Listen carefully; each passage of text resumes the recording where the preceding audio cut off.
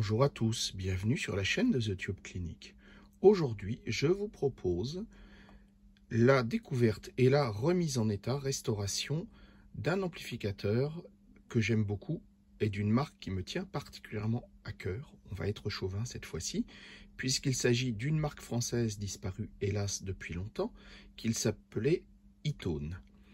Cet amplificateur est un appareil assez mythique, c'est le H300, donc le plus gros modèle et le dernier à tube de la marque. Il s'agit à mon sens d'un appareil extrêmement bien conçu et très musical. Musical d'ailleurs, tout comme tous les autres appareils de la marque.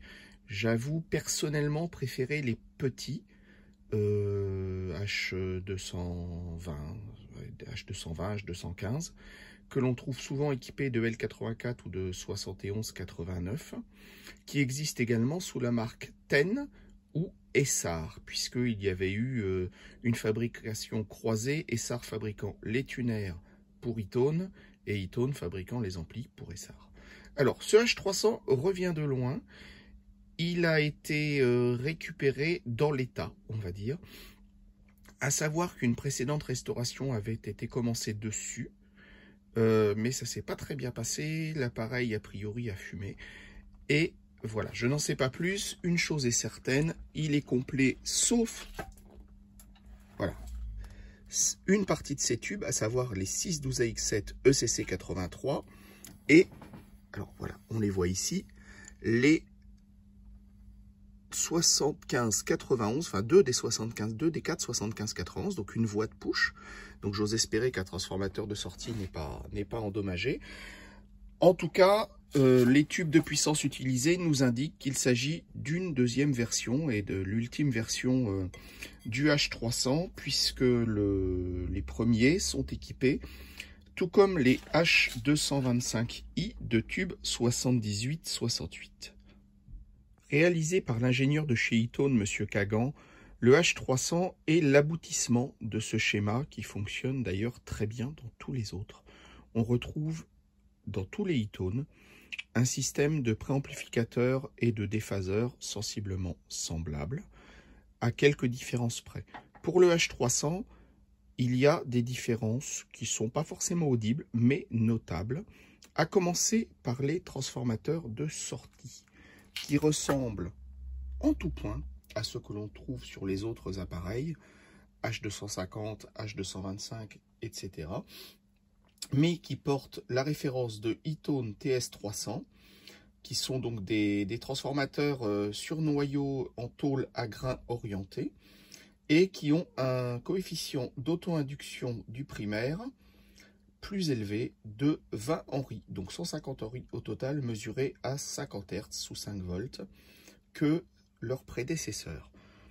Alors, très honnêtement, à l'audition, on ne peut pas dire que ça soit très audible, mais voilà un raffinement supplémentaire de cet appareil, qui par ailleurs présente un transformateur d'alimentation capoté, et également, raffinement pour l'époque, une conception presque totalement double monophonique, avec une sortie casque, à utiliser avec précaution, puisque les transformateurs de sortie n'aiment pas forcément tous les casques, il faut bien reconnaître. Un canal monophonique, un troisième canal mixé, donc peu utile de nos jours. Un volume gauche-droite, des graves et des aigus séparés sur deux boutons sur le même axe. Pas mal de fonctionnalités. Un filtre passe haut. Coupe haut, pardon. Bon, l'arrêt marche, que l'on voit ici, bien entendu. Un tape monitor. Un commutateur pour le phono, donc PU sur ma gauche, à l'heure actuelle, mono ou stéréo. Et une sélection de sources par canal A et B. Donc, le E-Tone H300, eh bien, était un appareil de conception et de tolérance professionnelle, faisant vraiment appel à des composants de très grosse qualité. Cependant, ils ont maintenant plus de 60 ans, ou pas loin du moins, Et du coup, ils vont être bons à changer pour la majorité, il faut bien reconnaître. On aperçoit les condensateurs ici d'alimentation, les condensateurs de filtrage du préamplificateur ici. Et donc, plus de tubes. Il va falloir piocher dans tout ça. Ah, une dernière petite chose, avant de retourner l'appareil et de voir un peu ce qui se passe dedans.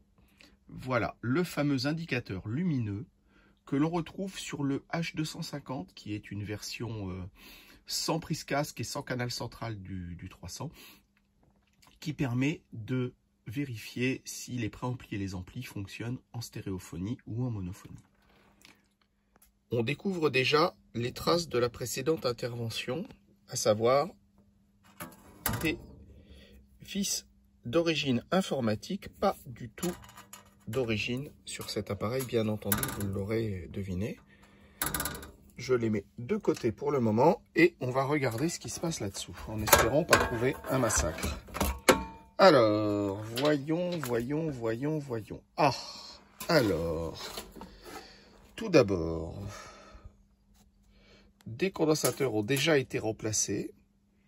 Ils n'ont pas l'air suspects dans l'immédiat. Les condensateurs non polarisés de liaison sont d'origine, il faudra les vérifier. Les résistances semblent d'origine également. Quelques-unes ont été remplacées, notamment ici. Les condensateurs ont été remplacés ici. Il n'y a pas de trace de brûlure éventuelle. Un condensateur ici a l'air récent. Ceux-ci ont l'air d'origine. Les condensateurs de basse tension ont été remplacés. Les résistances ont l'air en bon état. Donc je ne sais pas ce qu'il a eu cet appareil-là. Ah, les diodes ont été remplacées ici. Donc ça, c'est le redressement haute tension. On peut avoir un doute sur les diodes qui doivent être des AN4007 très vraisemblablement. Ayant remplacé des BY quelque chose, je ne sais plus exactement. Mais bon, de prime abord, l'appareil ne semble pas trop avoir souffert. Pour le redémarrer, je ne laisserai certainement pas ces vieux condensateurs-ci qui me paraissent douteux. Et donc, je vais au minimum les mesurer et vérifier tout ça avant de risquer d'endommager l'appareil. Pour aller plus loin sur un ampli de ce type, l'essentiel tient en deux leçons. Être bien documenté principalement. Et avoir peut-être l'habitude aussi. Alors, des e-tones, j'en ai fait déjà beaucoup. Donc, j'aurais pas forcément besoin d'avoir plus qu'un schéma de base sous les yeux. Cependant, voilà. Première chose, le schéma de cet ampli. Alors, c'est le schéma de la version à 78-68. Mais cependant, l'essentiel est là déjà, donc c'est suffisant. Et puis, voilà, une copie de cet article de la Revue du Son, numéro 163 de novembre 1966, qui parle en détail du e-tone. Donc, avec tout cela, normalement, la restauration ne devrait pas poser de problème. Première chose à faire, mesurer les condensateurs d'alimentation. Alors, celui-ci est manifestement neuf, donc je ne vais pas y toucher. Cependant, je vais vérifier cela. Celui-ci a été remplacé, mais je vais le vérifier tout de même. Alors, normalement, chez e-tone, ce sont deux condensateurs de 50 microfarad, 450-500 volts. Et ici, il a déjà été remplacé par un 100. Donc, ce n'est pas le condensateur d'origine. Je vais le vérifier, puisque ça n'a pas l'air d'être un condensateur tout neuf. Donc, négatif commun, en l'occurrence, sur ces condensateurs-là, c'est négatif cos longue. Et je vais mesurer. Voilà, un petit testeur chinois, tout simple, hein, mais qui fait très bien l'affaire. 117,9 micros. 0,81 ohm de SR. On va dire que c'est pas si mal, mais dans le doute. Voilà, vaut mieux changer un condensateur par un neuf que de se retrouver avec un transformateur d'alimentation complètement cramé. Je vais tester l'autre. pour l'instant, je rebranche mon condensateur. Voilà. Et voilà, pour pas faire d'idiotie. Voilà. Et je vais vérifier celui-ci. Donc 2 x 47 remis ensemble. Enfin 2 x 50 pour faire 100 micros également. Donc un 100 micros ferait l'affaire ici. Alors, négatif cos longue.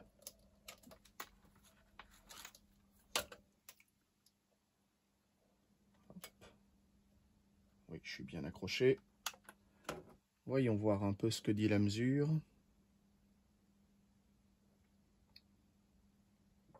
112,9 micros. Bon, c'est à peu près convenable. J'ai quand même bien envie de les remplacer pour le redémarrage, histoire d'être sûr d'avoir des condensateurs neufs. Cependant, ils ont l'air plutôt en état correct.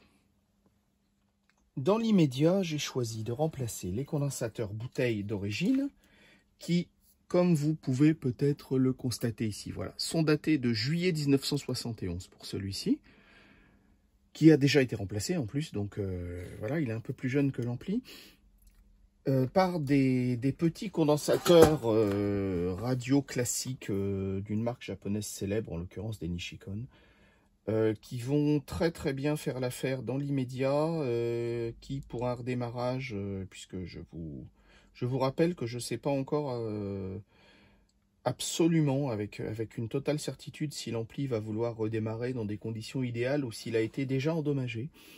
Donc voilà, je ne vais pas investir dans des capas bouteilles aluminium plus onéreuses dans l'immédiat, pour le redémarrage en tout cas, en sachant de surcroît que selon les marques, et cette fois-ci je ne les nommerai pas, on a parfois des soucis avec ces capas aluminium. Alors une marque entre autres m'a déjà fait le coup de capas qui se coupaient, donc avec apparition d'une grosse ronflette, pendant eh bien, au bout d'un nombre d'années assez court, enfin un laps de temps assez court, des mois, voire quelques années seulement.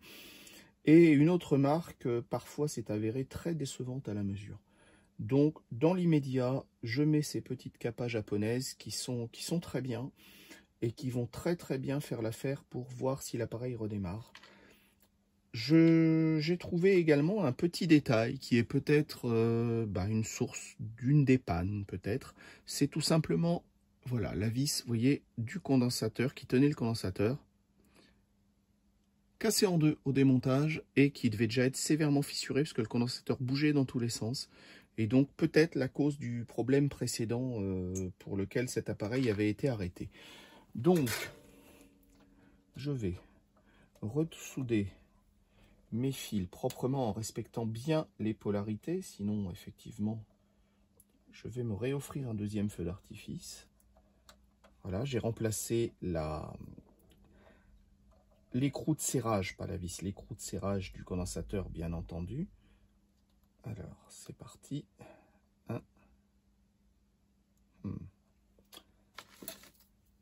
Je vais remettre un peu d'étain puisque là.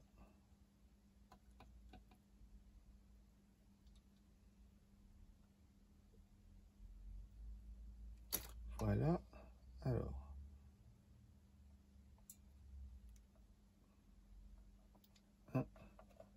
Puis à cet endroit-là, tu viens ici,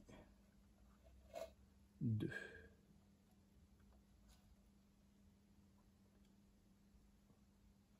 Voilà. Donc, j'ai bien respecté la polarité. J'ai remplacé le 2 x 50 micros par un 100 micros, hein, qui permet tout simplement de faire la même chose. Voilà. Je coupe surtout sur le positif ce qui peut dépasser pour être tranquille que rien ne touche à rien et surtout pas à la tôle de fond, ce qui serait la garantie de refaire quelque chose d'un peu embêtant. Je change le second. Alors j'aurais très bien pu réhabiller les bouteilles d'origine, c'est-à-dire mettre le petit condensateur dedans et réhabiller la bouteille d'origine, sauf que dans l'immédiat, eh bien, on le voit ici, le contenu refusait obstinément de sortir. Donc, ben, voilà, pour l'instant, j'ai mis ça comme cela. Je vais faire pareil sur celui-là. Bien serré celui-ci. Je vais donc le desserrer. Voilà. Et ensuite,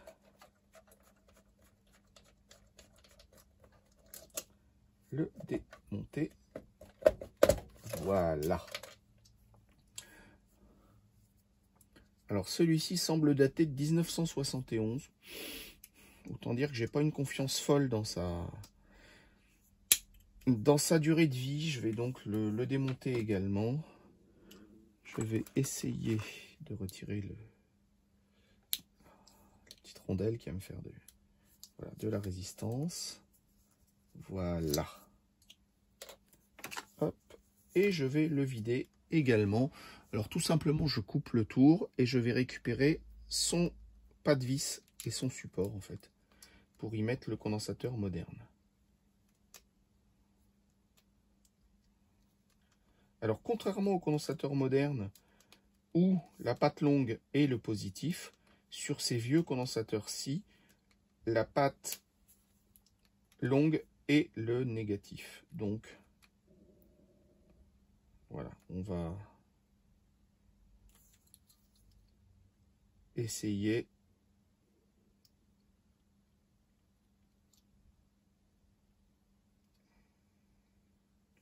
de faire attention. Vous voyez, on voit ici, voilà, sur celui-ci c'est simple, vous voyez, on a des sigles.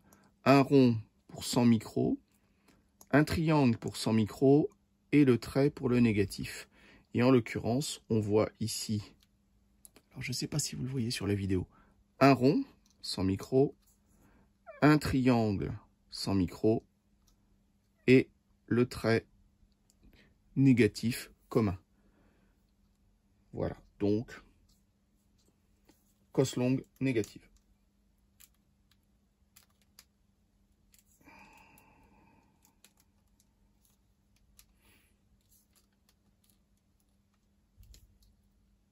Je vais essayer de le défaire comme ça, c'est fait, et voilà.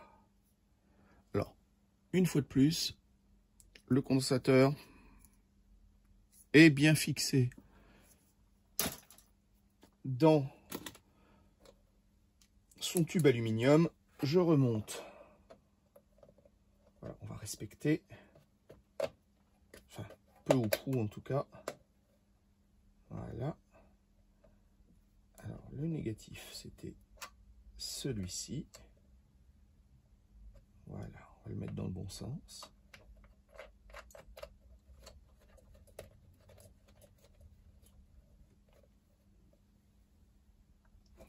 Voilà. Un deuxième sans micro.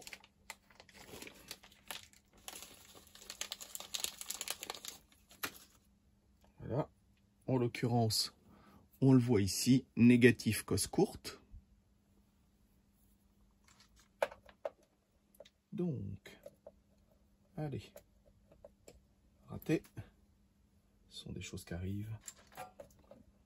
Alors, et d'un. Et de 2, non, toujours pas. Ah. Il nous fait un peu de résistance. Et voilà. Négatif cos courte, positif cos longue.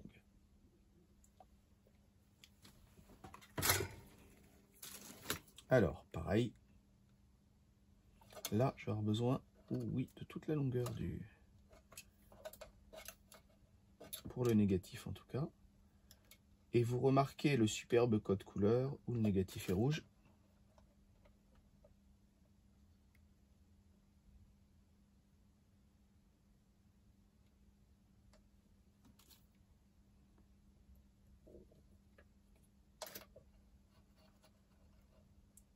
Voilà, on va refaire ça proprement. Voilà. Ce condensateur-là étant neuf, je n'y touche pas. Il va rester en place. Je vais couper le petit bout qui dépasse. Et il va être temps de chercher des tubes. J'ai remis des tubes sur le H300. Alors, pas du tube neuf, hein, du tube de récup qui était dans mes tiroirs. 6 ECC 83, 12 AX7 et 2 75 91 sur le canal, qui étaient, où elles étaient manquantes. J'ai vérifié les transformateurs de sortie à l'ohmmètre succinctement. Ils ont l'air bons, en tout cas les mesures sont correctes. Donc je vais le démarrer sur une prise protégée, bien entendu, et dévoltée. Bon, de prime abord, il n'y a pas de court-circuit. L'ampli consomme, mais c'est normal. Je vais lui mettre un peu de courant, voir s'il sait faire quelque chose. On attend. Ah. Un canal sur deux, tiens.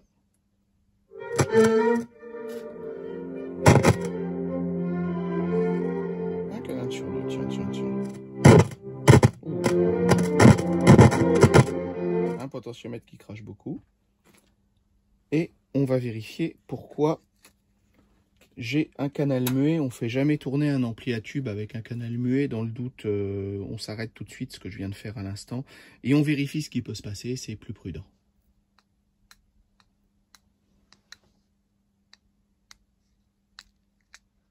Voilà, la panne est trouvée, elle était assez bête et méchante. Ces amplificateurs sont équipés d'époque de borniers haut-parleurs à vis, et qui sont tout petits. Et où là, en plus, les vis ayant été certainement perdues ou usées, elles ont été en partie remplacées par des vis qui ne sont pas les bonnes. Donc évidemment, le fil s'était débranché. Donc on a bien un canal, puis l'autre.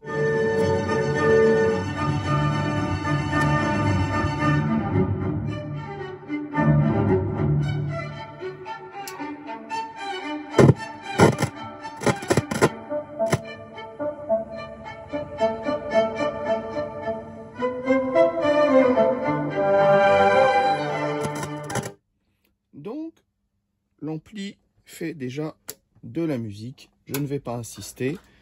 Il sera temps de le tester plus en détail, les polarisations, l'état des tubes et beaucoup de choses avant, bien entendu, de pouvoir espérer l'utiliser au quotidien. Vu l'âge de l'appareil, je vais maintenant procéder à la vérification de certains composants. Alors, certaines capanes ici, ici, qui sont en général pas mauvaises, mais par acquis de conscience, je vais tout de même les vérifier. Celle-ci, je vais même la remplacer, elle est dans la carte d'alimentation, donc je ne vais pas prendre de risque, hein, elle va être remplacée. Pour les autres, eh bien, je vais voir selon ce que je vais trouver. Donc, on va commencer par vérifier tout ce monde-là. Alors, celle-ci, je ne la vérifie pas, je la remplace carrément, hein. Je ne me préoccupe pas de plus. Voilà. Et ici, de la résistance un petit peu. Allez. Voilà. Alors.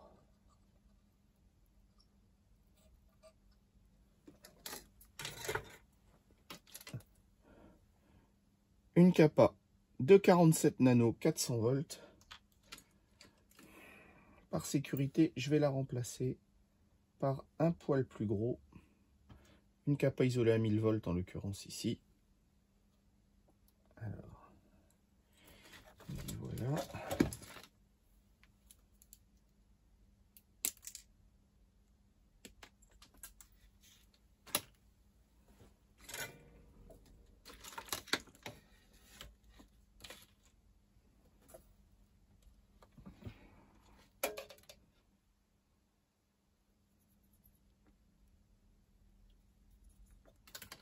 Je vais la présenter, c'est pas mal, elle est un peu longue encore.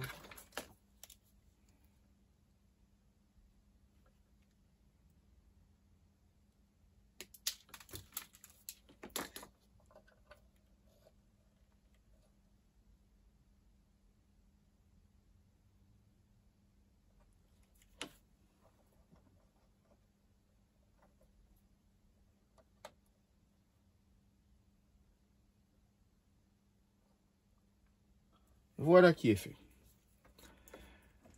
Je vais vérifier les autres.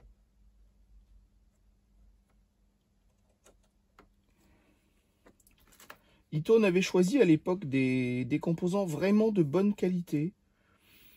Donc, les garder, c'est un choix qui se défend, en tout cas.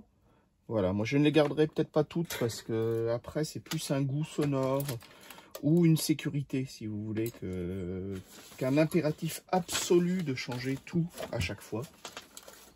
Mais je vais quand même vérifier les capas. Donc toujours une 47 nano ici, que je vais vérifier. Alors, il faut que j'y arrive.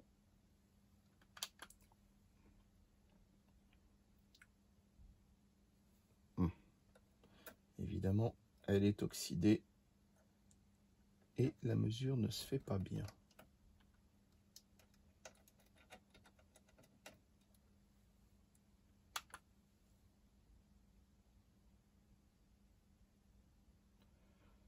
« 44,69 nano pour 47.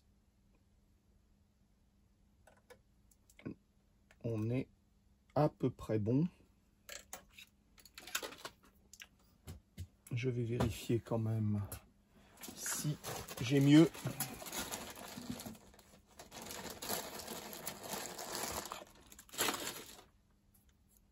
Alors.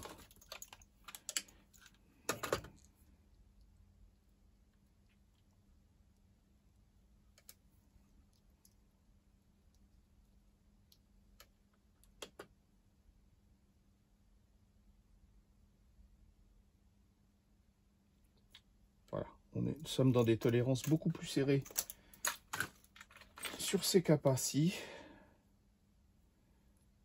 Et ce sera préférable à cet endroit-là.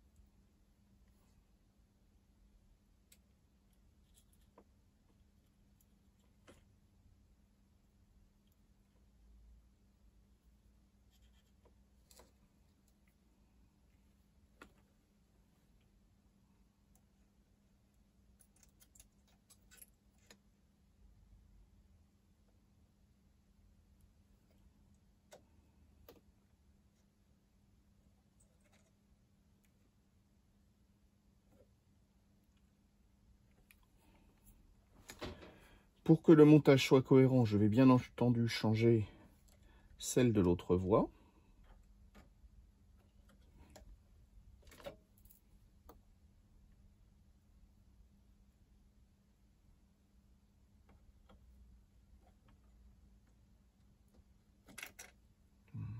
Voilà qui est presque fait.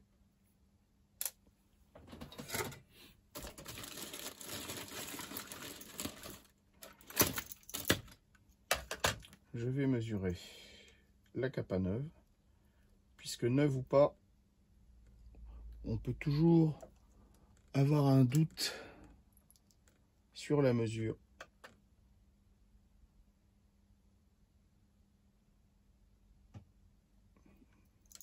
Très bien. Nous sommes dans les 2% de tolérance. Pas de problème.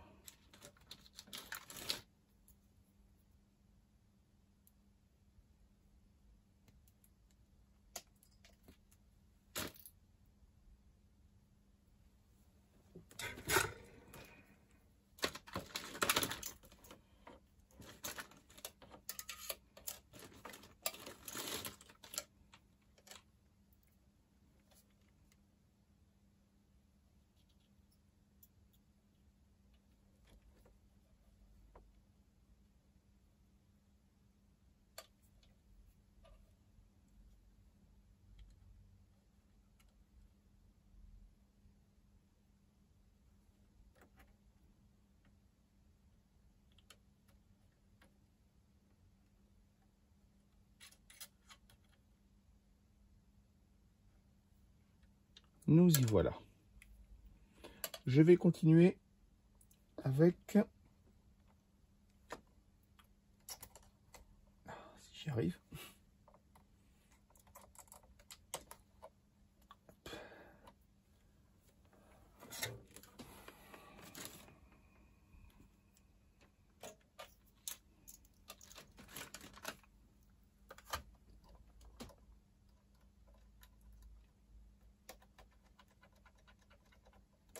Voilà, on va essayer de lutter contre l'oxydation.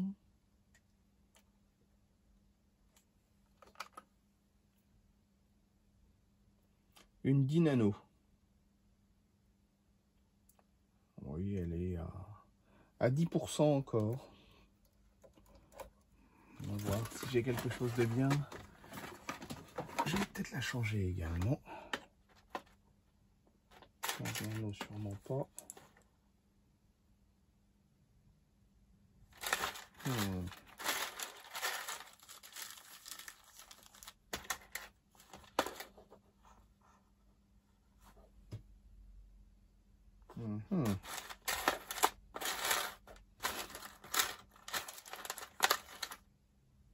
Alors, voyons voir.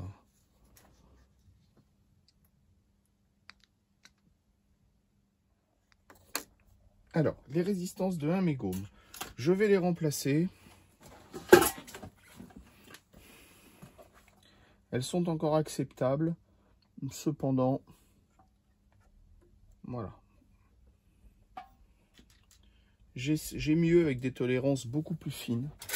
Donc, je vais les mettre. Il est évident que ça ne peut pas nuire. Donc là, mes gommes, elle va, voilà, sur là, ici.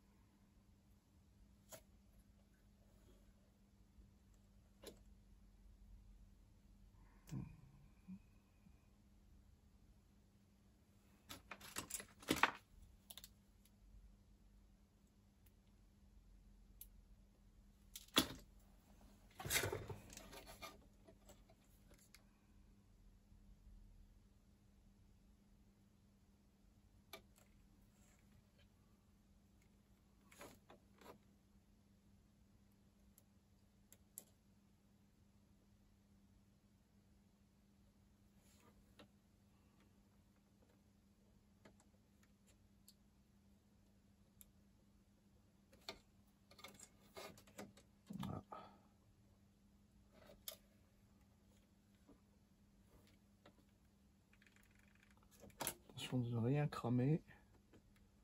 En même temps qu'on chauffe la cosse, voilà. Ne rien dessouder, ne rien brûler.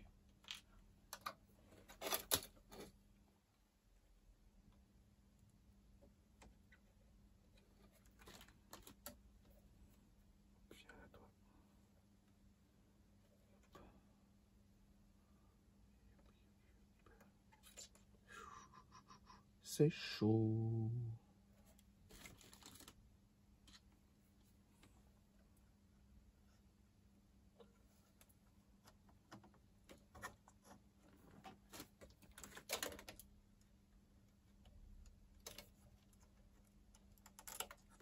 Voilà.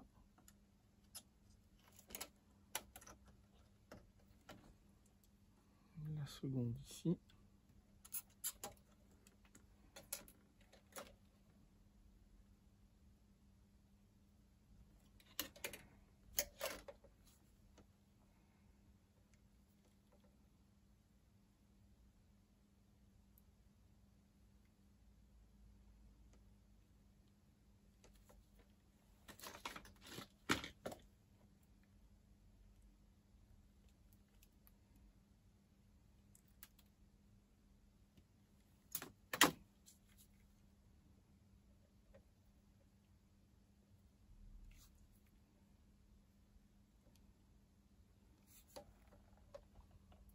Alors,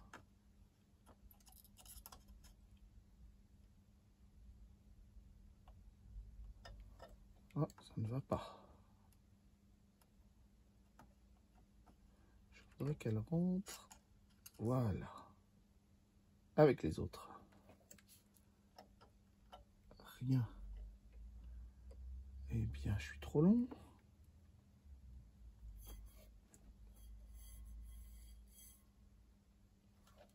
Je suis trop long. Je vais la remettre comme ça. Ouf. Et nous y voilà. Un mégome. Pour le reste, je vais tout de même vérifier quelques résistances. Il y a des 270 kOhm ici qui me plaisent à peine. Je vais utiliser un grip fil et je vais essayer de les sortir d'ici si je peux.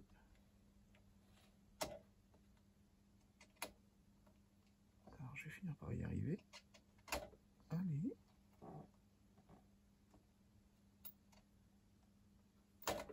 Ah non. Alors on va le voir autrement. Que cela ne tienne. Voilà, en voilà une. J'avais déjà testé celle-ci.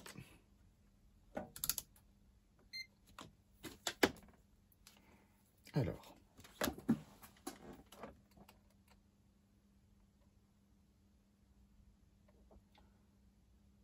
« 300 ohms.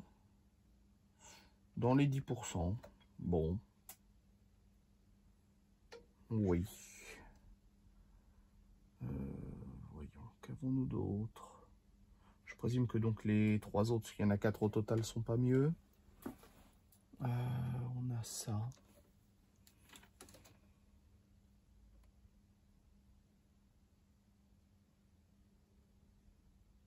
Ah, évidemment. Une résistance ne se mesure pas en circuit. Et alors pour certaines, ça fonctionne parfois, mais là non. Il va falloir dessouder. Ce qui va pas être très drôle. Là où elle est mise. Allez, viens. Hop là. Et voilà.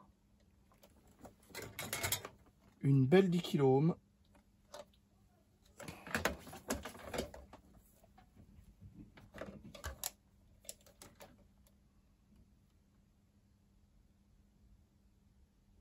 Qui fait 10 kOhm. Eh bien, on va pas y toucher. On va retourner d'où elle vient. Directement. Ouh. Pourquoi c'est aussi chaud?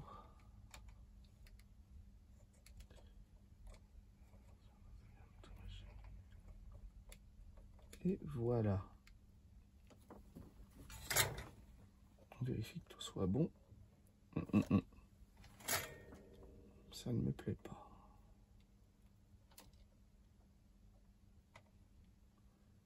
Là, on devrait être bon. Oui. Donc, des 270 kOhm. J'ai procédé au changement des 4 résistances, ici et ici, de 270 kOhm. Bien entendu, il ne m'en restait pas 4 identiques dans ma boîte de résistance. Donc, il faudra que j'en recommande 4 pour harmoniser tout cela. Mais cependant, les valeurs sont respectées, c'est bon. Là, il reste 2 mégome 2 qui commencent à être un peu en limite de tolérance et qu'il serait bon de remplacer. J'ai regardé, je n'en ai plus, la boîte est vide, donc il faudra passer une petite commande. Pour les capas restantes, ce me semble plutôt bon, donc je ne vais pas y toucher. Les condensateurs de filtrage des préamplis et des déphaseurs ont l'air de faire leur travail. Ce ne sont pas ceux d'origine, je pense qu'ils ont déjà été changés. Ils sont loin d'être neufs, mais pour l'instant, j'ai vérifié, la mesure est bonne et il n'y a pas de fuite, donc pour l'instant, je vais les laisser. Je précise quand même que c'est un ampli qui restera certainement ici, donc j'aurai le temps de faire la maintenance au fur et à mesure si jamais il se passait quelque chose. Bien entendu, pour revendre ou pour une restauration client, il serait prudent de tout changer. Ce n'est pas tout à fait le même tarif, faut reconnaître. Donc voilà, là j'ai fait au plus simple pour respecter l'intégrité de l'ampli et le remettre dans les normes. Je vais vérifier déjà s'il démarre dans de bonnes conditions. Je l'allume et on va voir ce qu'il fait.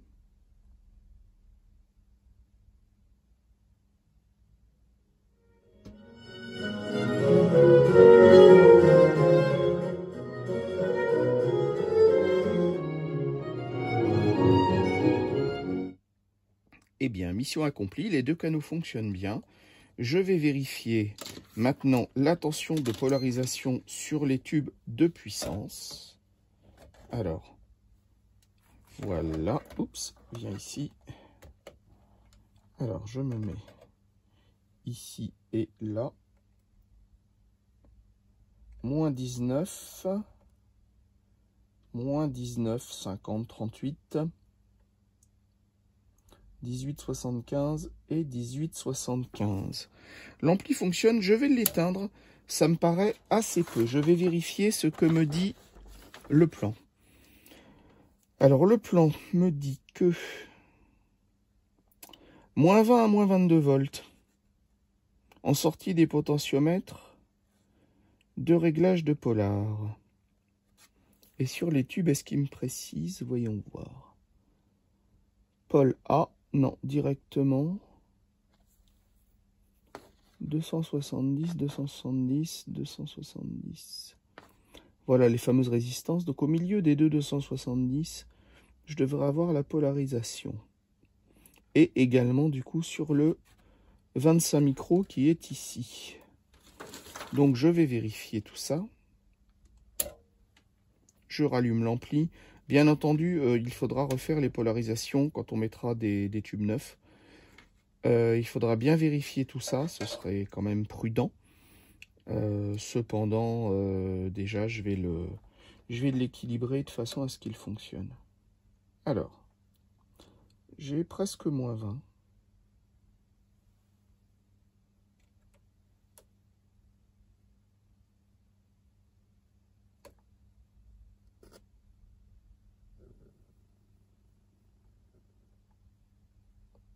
Voilà, moins 20,6, c'est pas mal.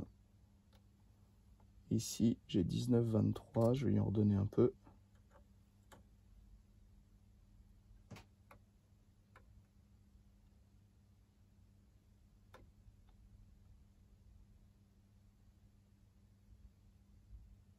Voilà, moins 20,6.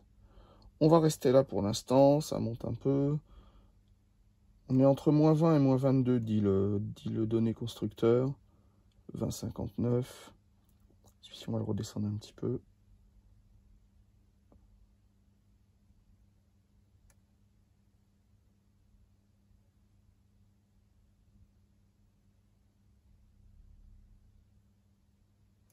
Voilà, 20,56, 20,60. On est bon.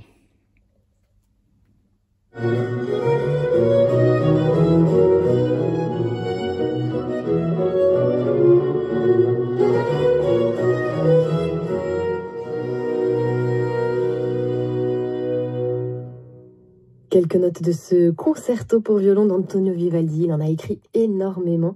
Nous écoutions celui-ci en ut majeur par Théotime Langlois de Sfart et l'ensemble Les Ombres, excellent orchestre baroque installé à Montpellier et qui sera d'ailleurs... Eh bien voilà, cet appareil semble reprendre vie. Il va rester pas mal de choses à vérifier. Au niveau des condensateurs non polarisés, des résistances, l'essentiel est fait. J'ai laissé quelques petits condensateurs non polarisés qui sont dans les specs. Donc j'y touche pas pour l'instant. Eaton avait vraiment mis de la très bonne qualité. Et j'ai changé cela. Alors ce que je fais systématiquement quand c'est un ampli client pour des raisons de sécurité. Et j'ai également changé cela pour les mêmes raisons. Simplement pour éviter qu'une capa qui ait plus de 50 ans aille se mettre en défaut et abîmer l'appareil.